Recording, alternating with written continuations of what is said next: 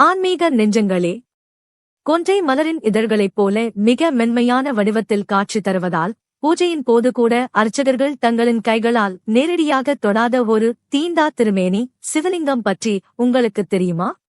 காஞ்சிபுரம் மாவட்டம் திருலம்பையங்கோட்டூரில் வீற்றிருக்கும் அருள்மிகு தெய்வநாயகேஸ்வரர் திருக்கோயில் வரலாற்று சிறப்புமிக்க புகழ்பெற்ற தேவார பாடல் பெற்ற ஸ்தலமாகும்.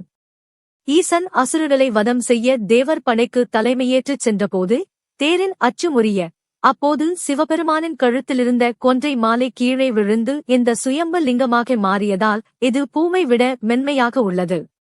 இத்தலத்து மல்லிகா புஷ்கரணி தீர்த்தத்தில் நீராடி இதயம் மீது சின் முத்திரை வைத்துள்ள யோக தட்சிணாமூர்த்தியையும் இந்த ஈசனையும் மனமுருகி வணங்குபவர்களுக்கு தீராத மன உளைச்சல்களும் நீங்கி பரம சாந்தி கிடைக்கும்.